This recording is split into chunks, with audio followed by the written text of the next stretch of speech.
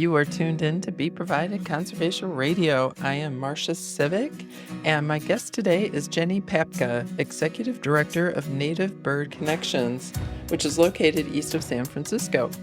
Jenny has about 3 decades of experience working with wildlife, and 2 of those decades she has been with Native Bird Connections. It's an education and consulting organization and a place where injured or captive bred birds can live out the rest of their lives with respect, responsibility, and reverence. She graciously invited myself, husband, and our nephew visiting from Germany to visit her organization and to learn more about what she does there. She greeted us with a great enthusiasm and kindness, like we were old friends, even though we had just met for the first time in person that day. Because we were live, walking and talking outside, you will get the opportunity to hear some birds, some footsteps, some doors creaking, things like that. So hopefully it's not too distracting. And you will also hear some of the birds in her care, which I thought was kind of cool. And you will also hear some wild birds that came to visit us by surprise. So here's Jenny as she starts to describe her organization. Native Bird Connections possesses 13 non-releasable birds of prey, and all of them have some kind of impairment that prevent them from being out in the wild. We have state permits and federal permits that allow us to do this, because you can't just have a raptor in your backyard. And so that being said, we also have to abide by a lot of regulatory stuff, a lot of regulations and reports and so forth. I don't do rehab, obviously, but in rehab there's a lot of loss and death. You have to have just this amazing temperament and dedication, because you have to put down a lot of animals, but you're doing it out of graciousness and respect for them, right. Freeing them from that suffering. Yeah. Really. In this circumstance, the focus is more about giving them a respectful life rather than a utilitarian life. Right. You know? And just kind of let them live out their days in a good way, and as best you can. Yes, we have a lot of limitations, but do it on their terms. And this is where it gets complicated for me, because human perception tends to get into the mushy category of bambiness. It's oh, well, don't they need a soft towel? We try to humanize everything. Yeah. And I understand that, but I think that we have a brain that we can learn how not to do that too. So I want to provide for a rough-legged hawk all the challenge of feeling completely in charge of himself rather than babying him, because I feel sorry for him. And in that way, he lives a vibrant life and doesn't succumb to stress-related problems. I was surprised to hear that Jenny's schooling wasn't even in the wildlife field. She proves that passion, dedication, and hard work will lead down a fulfilling path. I didn't go to school to do this. I actually started in 1988 as a volunteer. Oh, okay, and that was at Lindsay? And then I was a volunteer there, and I became staff in 94 and was there until 2000. I went to school at Davis and studied interpretation, but this is because I started volunteering. And I just decided, wow, this is so interesting. And I had been training a dog in obedience at the time. And this sort of took me out of that and into learning about paying attention. And so when I have volunteers here, we do a lot of things that seem ridiculous. And I explain to them, I'm using these things that I'm requiring of you to learn how to notice details and how to do stuff that we've forgotten how to do in our human world. All the locks, I used to lock them, and they'd all have different keys, so you'd have to remember what key it is. Can't we just have the same lock? Well, we could, but then you aren't learning something from this, and even though it's frustrating, you start to pick up some of the detail, and then you start noticing all the detail in your life that you haven't noticed before. It's remarkable. So you're creating better humans too, as well. I hope I am. It is something that isn't always successful, but for the people who are willing to stick it out, and it's a process, it's a journey. It's not 2 weeks and you're done. And for some people, that's what they want. They want to hold a raptor and check it off their list and be thrilled about it and move on to something else. And that's great. That's not here. This is a process of learning how to be respectful to them. And to put this animal on your arm is a huge responsibility, because to them, that glove is the same from person to person. You all have to be consistent with each other in order to be consistent for the bird. At least that's what we strive for. Right. You know, it doesn't always happen. I just love learning about birds and what they do and what they're capable of. You know, I think people get stuck on identification, which is fascinating and wonderful, but get beyond it because there's so much more. And science is still learning what that so much more is. So, and of course, I'm using raptors. We've had other kinds of non-raptor birds, but the raptors lend themselves to transportation and being able to be moved here and there without too much difficulty. So you do take live birds out for education, and that's good because that impacts children. And that's the reality. I'm permitted to go all over Northern California to do programs. It's been terribly slow since COVID. I was asked during COVID if I would do remote stuff, and I really resisted. Not only am I technologically a nincompoop, but I just felt it wasn't the right experience. And that's important to me. I want to do a good job, and to have this exposure in real life is everything. Yesterday we were outside Wild Birds Unlimited in Pleasant Hill, just tabling, talking to the visitors that come by, touching the wings, seeing the feet, looking at the bird. That's all very tactile and in real time. Yeah. So these are bird pieces or parts. Pieces, they're not, parts, and taxidermy. They're not touching the actual bird's feet or bird's wing. Even we don't do that. Yeah. But that's all not duplicatable in a remote program. I can give you information, but you can look up information. There's a million websites that give out good information. But this is an experience. This is something that needs to be done in person, in my opinion. You know, and we lost a big chunk of money because I have to still feed these guys. Right. And that is enormously expensive. Yeah. Well, they have to eat meat and birds and they do. Mice. And in order to have viable, palatable, appropriate diets, you have to purchase it. Yeah. So I get my food from a place called Rodent Pro. If you've ever bought anything on Rodent Pro, you know how expensive it is. It is. And I calculated it out, and it's close to $50 a day. A day to feed these guys. Yeah. You know, and that's why, even though I can get free salmon, everything else costs. We used to be able to get some free rodents from Cal Berkeley when they were doing biology dissections, but they're not doing that anymore because of COVID. I just had to ask if there were ever any live birds that got in or any live rodents that the birds would eat. Don't. And if you think about it, their parents bring them dead food. So we just extend that neonatal Oh, that's true. dependence. They are dead, aren't they? Yes. Yeah. And we don't want them in that vigorous, competitive hunting modality because this is dangerous as it is. Yeah. You know, and if I have volunteers going in and cleaning and handling these guys, I want to give them every edge that I can of safety. But I will tell you a story with the Swainson's hawks. They're big grasshopper eaters, so I decided at the time I had a chicken and I raised crickets for the chicken because you are a goddess if you have bugs for chickens, okay? Exactly. You are a goddess. So I gave the Swainson's hawk, I got this nice big juicy cricket, and I went down there and put it on the perch, and she's like, what is that? And she looked at it, didn't do anything. And so I disabled the cricket a little bit more so it wouldn't jump off. And so finally she got enough courage and picked it up with her beak and then went, that's a bug! That's gross, disgusting. It cracked me up. It's probably still moving a little bit like, oh, that's I know. So that wasn't a big plus. But other captive Swainsons have done very well with crickets. That's funny. It cracked me up. Oh, my God. And things like that where the true behavior and personality of the animal comes through. Luckily, the next bird we visit isn't as picky an eater as the Swainson's hawk.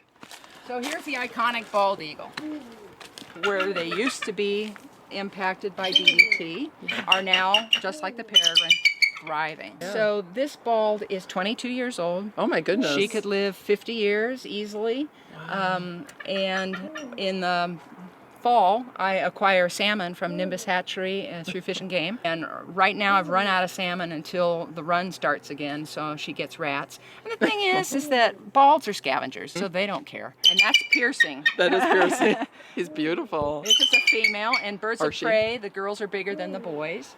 And this bird came from the Minnesota Raptor Center, and she was found on the ground in Minnesota unable to fly. People had noticed her, and that was as a first-year bird again. She for some reason, right? And so somebody gathered her up, got her to the Raptor Center, and they examined her and determined, in their words, her elbows were frozen. So my impression is that was probably something genetic, It's hard to pin that on anything environmental, but we'll never know. And they tried rehab with her, and it was basically unsuccessful. And it's interesting, in Minnesota, because of the weather, all of their rehab facilities are inside brick buildings. Oh, it makes sense. Yes. Yeah, so it's their cold. aviaries are just rooms with padded walls that are basically windowless. Anyway, they tried doing rehab with her, and they felt that the impairment never got any better. So we acquired her in 2001. No, the very beginning of 2002, and she was just becoming a 2-year-old. Balds go through a plumage change from age 0 to age 5. Oh, up to 5. Yes, and so their very first year of life, they almost look like a golden, except for that great big schnoz. They're very tawny, and at age 2, she was getting some little white on her chest, but her eyes were still the dark tawny of a juvenile. And so we got to watch her go through this transition, which is, you think, oh, you can see a difference every day. It's this magical illusion that happens without you realizing it. That's normal. So, that sounds Is like... that a wild hawk? That is a visiting juvenile red-shouldered hawk. Okay. And I don't know where it is, but it's interesting that it voluntarily Thank you. called attention to itself. That's so interesting.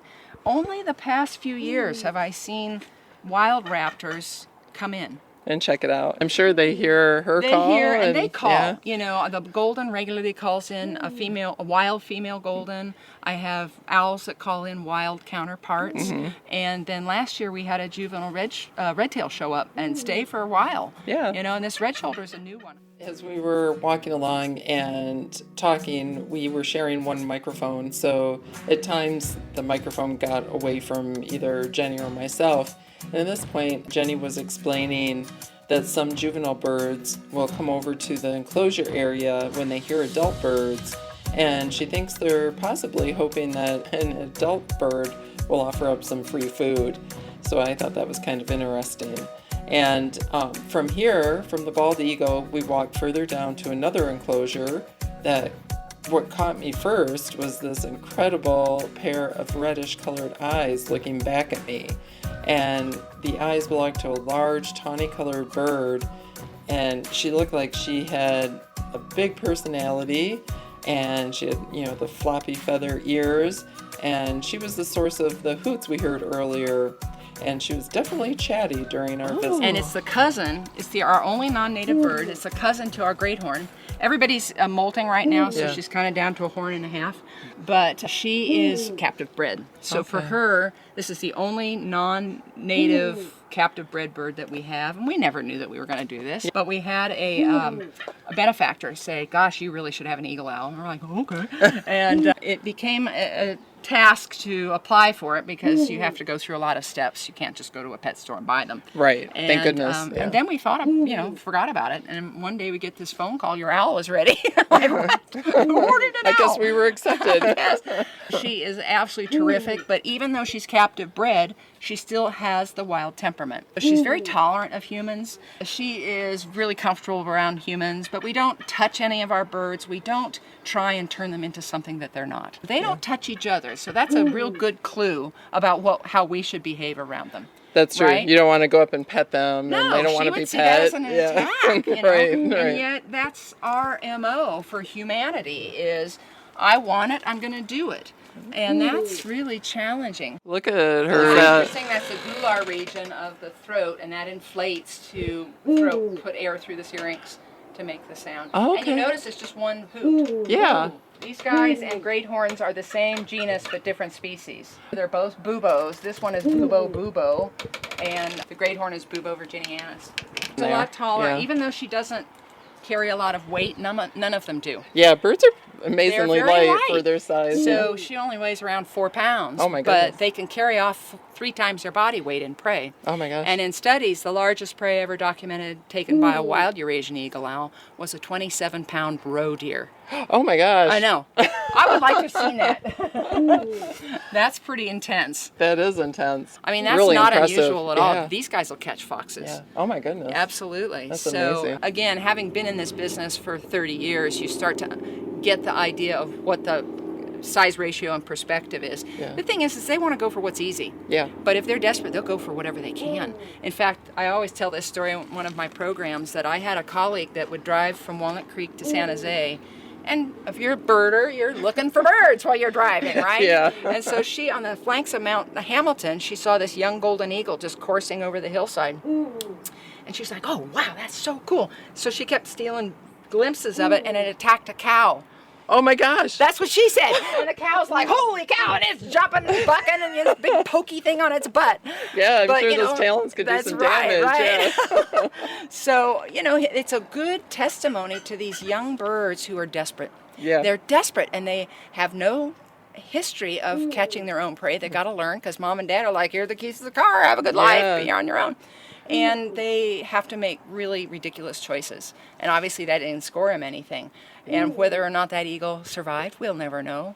But young birds do that kind of stuff. And it's when people find them in their backyard, I've got this hawk in my yard, or I've got this falcon in my yard. Well, it's probably a kid that saw your bird feeder and thinks it's a place to eat. Yep. We have one of those. I bet you do. Yeah. The Cooper's hawk population is on the rise because of backyard bird feeding. And it's always the kids that come to the feeder because it's McDonald's. Right. I have a better chance because they're dorks when they first are hunting. It's just really hard for them. The parents drive them out of the territory because by fall, we're talking migration and all sorts of other activities need to happen. Right. And we can't have this, I'm relying on mom and dad stuff. It just doesn't work. So owls do tend to take longer to raise their kids, but they start earlier in the year. So the next enclosure we go to is in a shaded area off in the corner. And as we approach, I see this large shadow sitting on a perch. It was pretty big, and as we get closer, a beam of sun shines on its face and right into golden eyes glowing back at us. This is a golden eagle, getting some of the sounds. So we're standing in front of the golden eagle aviary. This is a male, and he came from the Livermore area and suffered a wing injury. We don't know from what or how, and that's often the case. And one of the most important aspects of what I do is I strive to see through the eyes of the animal, and that is something that many places can't afford to do because of staff turnover and financial constraints and the size of their facility. In this case, we're very small, and I can focus on that, which means that I'm not asking the bird to conform to me. I'm asking the people to conform more to the bird. And it's a very satisfying, yet challenging and long process. And in so doing, you create not necessarily a bond, but a tolerance of one another that's more on their level of what they'd expect in the wild. So far, both eagles we have learned about, the bald and the golden, they can live up to 20, 30, 50 years old. Keep in mind that these eagles were injured in their first year, so that's a big commitment for Jenny and her volunteers. And, unfortunately in the wild, though, many birds don't even make it to their first birthday. There's such poor percentages of survival, just considering natural causes like learning how to fly, learning how to capture and kill prey, and how to defend territory. And then you have to add in the man-made causes like poison, window strikes, car strikes, hunting, and so many other cruel things that could happen. So, the next bird we meet was also injured during its first year. So when these birds are found injured like this, a huge decision has to be made by rehabbers and such, like, can the bird be returned to the wild after such an injury? Will it be able to feed itself, or will it starve? And if it can't be returned to the wild, what do we do? Can it survive and thrive the rest of its years in captivity? So there's many factors and many tough decisions that go into making such a decision. Right up there, Hello. an adult male peregrine falcon. Oh, he's beautiful. And he came from a backyard in Cupertino, and he was unable to fly, and he was a first-year bird, which just means that many youngsters get into trouble. Across the board, about 80% of all birds don't make it to their first birthday. So very high mortality. And he was a bird that had damage to his wrists, which is sort of a bashing industry. Maybe like a window strike or something? Or Don't know. Yeah. Or even cliffs. But he was taken to a local rehab out on the peninsula, and they did what they could. Then they sent him up to Roseville to a raptor veterinarian, a specialist. And then from there, they put him with a falconer who trained him to fly so they could assess his flight capabilities. And the thing about falcons is they have to fly perfectly because they are active pursuit hunters. So they have to be able to compete with birds that are out there that are not injured. And they found with him, he couldn't gain altitude appropriately. So minor, but major to him. Oh yeah, life-threatening. Yes, indeed. And many birds do starve to death, but if you're able to make that call knowing that that would be his destiny, having an education bird is really a tremendous asset. Now, peregrines almost disappeared because of DDT. Now, not so much. We're back to the pre-DDT numbers in the state, so they're really prolific and successful. They seem to survive well in like urban. Absolutely. Like we've seen them downtown Palo Alto get pigeons. I know, isn't that exciting? All of a sudden you see the shadow dive bombing a pigeon and carrying it away. You're like, whoa. Well, it's a wonderful testimony to adaptability because they like nesting on cliffs. Hey, skyscrapers will make it, that'll do. And as you mentioned, pigeons are a terrific food source. Good. So they are very successful. And, there's still a lot of oversight, even though they're no longer on the endangered species list. They are still protected by the Migratory Bird Treaty Act. And a lot of people who are so thrilled about seeing them are also involved in just citizen science, watching them and protecting them. And, of course, they're on webcams. Gosh. Speaking of webcams, I just wanted to interject here because Jenny and I got a little sidetracked, as you will find out here, with our favorite peregrine webcam, the Falcon webcam. And this is at the UC Berkeley Campanile Tower. And they have a wonderful webcam set on two falcons. Well, it used to be Annie and Grinnell, and now it is Annie and a new male. And it was such a dramatic year. So I did actually speak with the Cal Falcon team about Annie and Grinnell and this cam in 2020 at the start of the pandemic. So that was really interesting. So if you get a chance to check that episode, please do.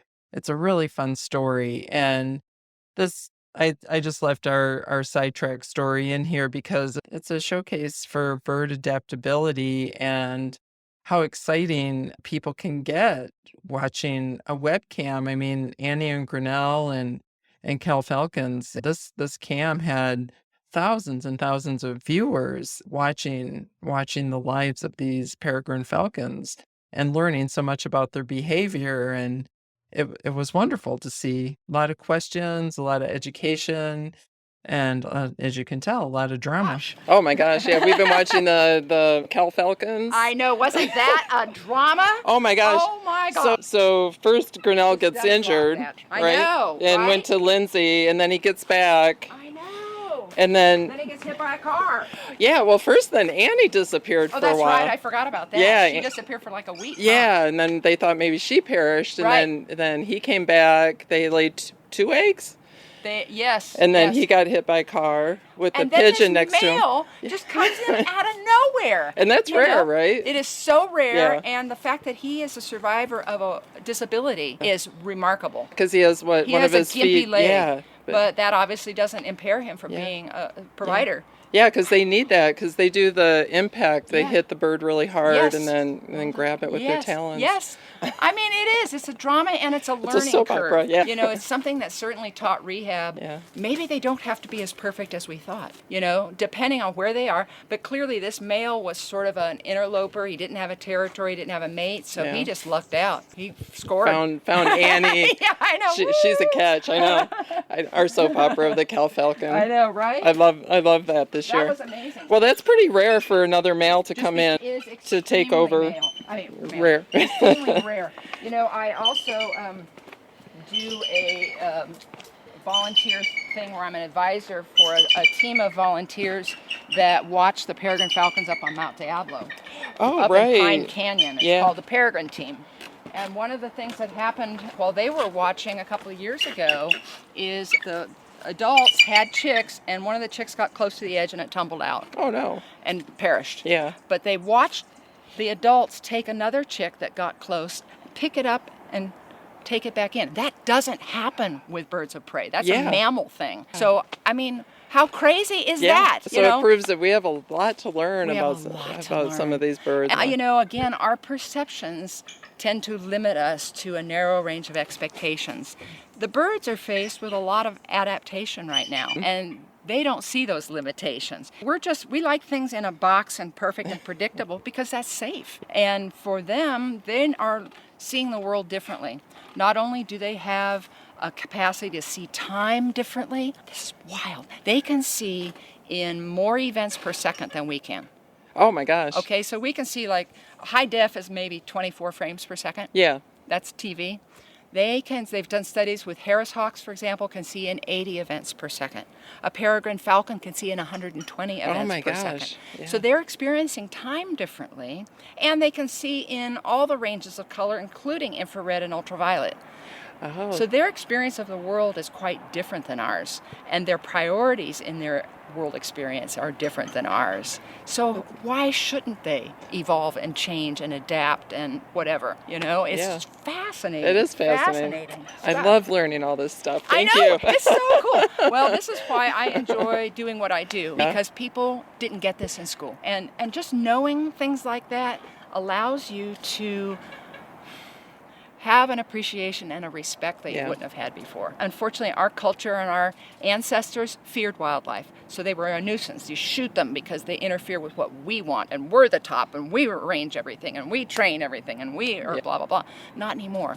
And it's taken so long. In the 70s, when Earth Day started, I thought this is the way it should be, and look at how long it's taken. I know. To start thinking in a different kind of modality to where they're the ones that are teaching us. And I think it's been helpful. I mean, one of the good things out of COVID, don't you think? Yes. It kind of brought people to their backyard and to... Absolutely. And there's more webcams out there now that we can watch. There's people like you that can educate and get Absolutely. out. I totally agree. I have an acquaintance that runs the Wild Birds store in Pleasant Hill, and she's brand new at it. The former owner said he did great during COVID because everybody was at home. And yes, you're right. It's just this opportunity to stop and slow down. Yeah.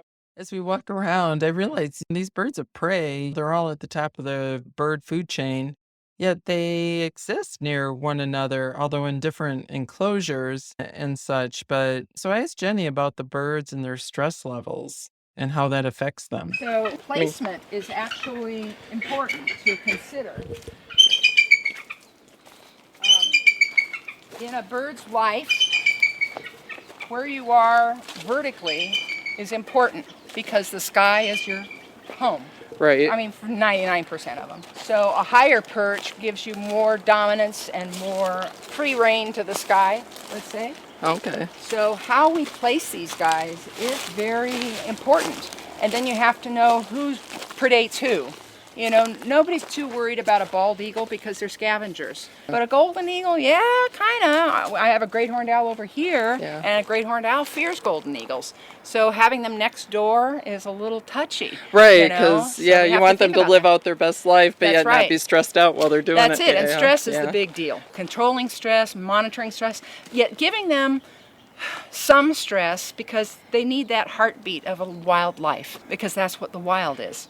But at the same time, they have to be in spaces that they can defend. And this is where perception is challenging, because all of us, we want these great naturalistic enclosures like Disney, and it's all Bambi. But the bird doesn't see it that way. I had two birds years ago. One was a one-winged merlin and one was a one-winged raven. The feds don't allow complete amputations anymore, but in those days they did.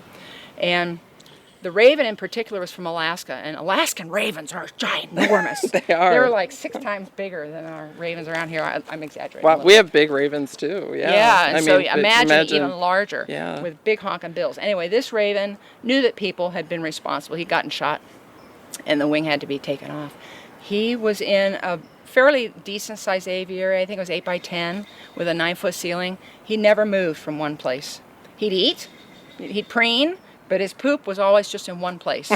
And that's problematic. You start to worry about that because that slow internal stress is going to not only cause trauma for that bird, but then other birds might also be exposed to that. So we decided to try an experiment, and we put him in a much smaller aviary, a 6 by 6, which is teeny when this, giant huge bird. Yeah. And you could have seen the bird go, So he felt more secure and safer. Yes, because he could defend that space with one wing. Yeah.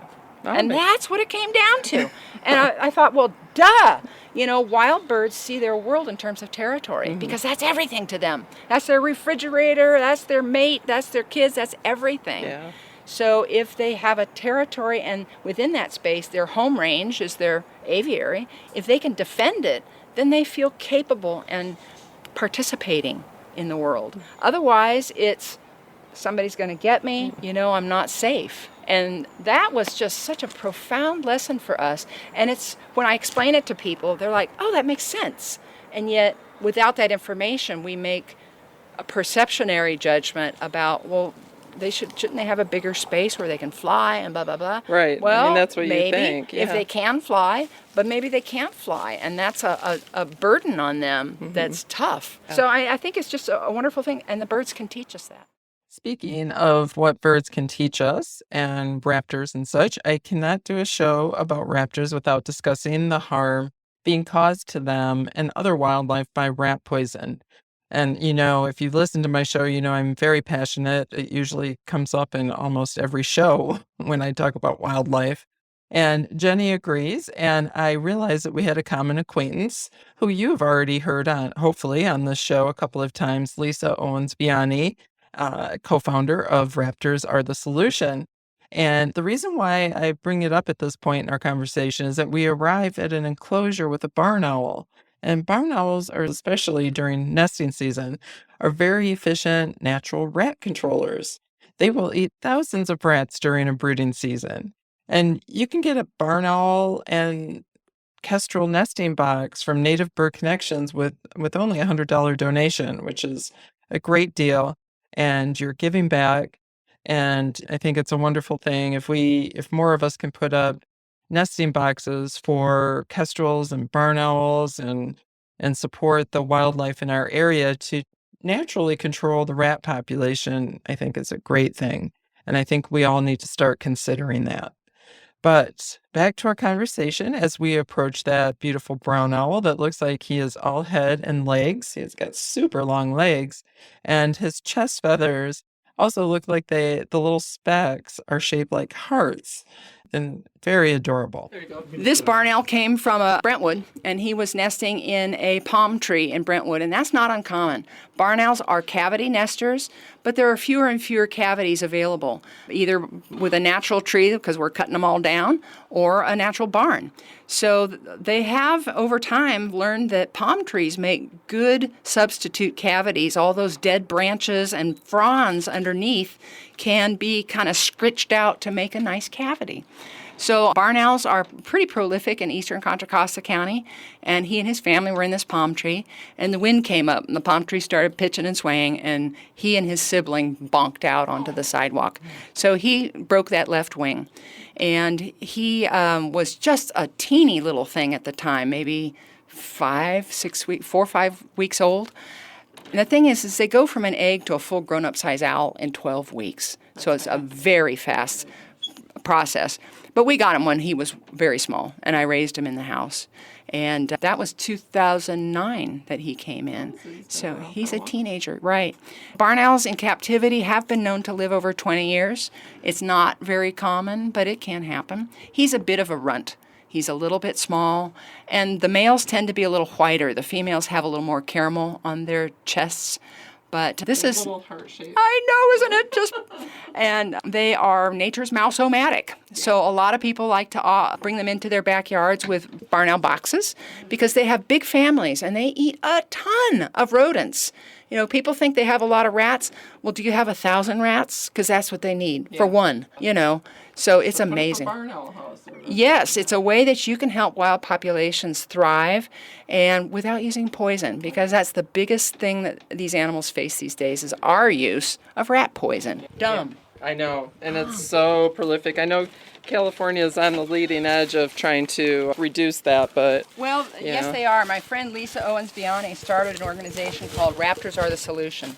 And if you haven't interviewed her, you should. I have many times. Oh, good. Go, Lisa. I love Lisa, yeah. She's great. Yeah. And I've done some programs with her. So, yeah. I'm a big proponent of what she does, and she likewise with us, because we're all on the same page, really. Yeah. And rat poison is so, most people that find out, they're like, oh, I didn't know. Well, I mean, pest control companies or stores, they, Right. it doesn't kill wildlife. Yes, It yes, just- and well, that's what are inappropriate. rats? Yeah. Yeah, inappropriate information. And what's unfortunate is you go to a big box store and the employees aren't trained to know No. this stuff. No. Right? And the pest applicators, they want a job. Yeah. So it is a kind of a vicious circle. And according to Lisa, they've got pretty good people in their corner for as far as legislation goes. Oh, yeah, they So- did. Yeah, they really pushed that 1788. Yes. Yeah, AB yes. 1788. Yes. Yeah. So I have to hand it to Lisa because that was a big hurdle to get that one signed. But it's not over yet. That's No, just I know opening. there's still some loopholes, but There we're on the leading edge, which is good, and I think Yes, we are. we're all spreading the word on that. And Well, and other states are taking Yeah. notice. I mean, and that's a big deal. Yeah. Rather than rolling your eyes and saying, "Oh, California," join, because it's unacceptable. And the fact that most wild rodents have it in their systems is astonishing. It is. And I'm thinking, well, are they testing cow milk? I bet it's in cow milk. oh yeah, they found it in like snakes and Yes. and frogs Yes, and yes. runoff is going into our waterways, and I know it's crazy. It's crazy. I know. It's DDT all over again, basically. So we approach another enclosure on our tour, and we find a great horned owl, the cousin of the Eurasian eagle owl that we just saw. And I learned something new about the hooting sounds and the eyelids of great horns that I did not know before. And I also discovered a talent that Jenny has. Amazing. I didn't realize is they had like amazing. 3 different eyelids. They do, and the upper and lower lid have feathers on the outside, and when they sleep, it's the lower lid that closes up. Oh, okay. I know, trippy. And this, of course, is the largest owl we have in our area, the owl you hear hooting. They're the And- typical who. Correct. Yeah. Oh, that's a good one. Yes, You I, do. I Yes. practice in the shower. You looked at you. And I've learned from the International Owl Center that most of the time the boys have 4 hoots and the girls have more than 4 hoots. Oh, that's good to know because we hear them in Yes. our yards, so I'll have Yes. to pay attention. And they do have very individual hoots too, so you'll be able to recognize individuals. And they are fierce. They can take prey much larger than themselves. They'll eat barn owls. They'll eat house cats. They love skunks because they have Wow. a terrible sense of smell. Out of all the birds that we have seen on our educational tour at Native Bird Connections, this next one really stands out as probably one of the most unique birds I have ever seen. This is actually a red-tailed hawk that is white. It's pure white. She's pure white. And So what causes that? it is, as far as I can tell, it is a genetic, well, let's see, a neural crest disorder, which happens in the egg. And it influences the ability of the organism to deposit pigment in the feathers. If I saw a white bird like that, I'd be like, oh my gosh. I They're think, around, I'm like, is you it a know. black-shouldered kite or something? There have been white red tails here in Yeah. the Bay Area in the past. And considering how many red tails there are across the country, there's a lot of genetic mixing. Yeah. Unfortunately, we were unable to get a good photo of this bird due to lighting in the enclosure. It was a little dark. I wanted to show it in the show notes, but better yet, I think it's good that you go to Native Bird Connections website at nativebirds.org, and you can see this bird and other birds and hear their stories in Jenny's care on her website. So I do have some photos though on our website that my husband took during our visit. So you do get a few pictures of the birds along with the audio, and that can be found at beprovided.com. But definitely check out Jenny's site, nativebirds.org. It's very informative. For the length of this podcast episode, and I'm not going to go into every bird story that we met, and they are all unique and important. But I do recommend that you do visit Jenny's site and maybe take her up and get her to an educational program for any students or family gatherings. It's great. She has a great educational program, and you can learn about these raptors and how to help them survive in the wild as well. So as we wind down this episode, I wanted to share another story that Jenny told us, and this is mainly a personal preference of mine because she ended up using the word kerfuffle, and I'm always teased for using that to describe certain things, like certain interactions with either my pets or people. I did have a coops here, many years ago. It was a juvenile, typical. Yeah. And at the time I was breeding lovebirds. And I have a little deck up there off my bedroom where I had some flight cages of lovebirds. And this coops was attracted to them, of course, but he couldn't get to them. And this went on for days. And, I'd be out doing something, I'd hear this big kerfuffle in the bushes, and he'd come staggering out, going, "Where'd everybody go? Why didn't I catch anything?" And he wasn't being successful. Yeah. And finally, long story short, at the time I also had a dog. I was taking my dog for a walk, and little did I know that the Cooper's hawk had been trying to get into the lovebirds. I had covered him for the night, and I heard this skirmish, and I'm like, "Get out of here!" And flew into the adjacent redwood tree, and there'd been a great horned owl watching this for days. Oh, yeah. They're so the great quiet. horned owl got the coops, and I saw it flying off with a Cooper's hawk. Oh, my goodness. I know. And this is something that plays out all the time. We just don't see it. Yeah. You have to be observant. You do, but even there, we may not even be present.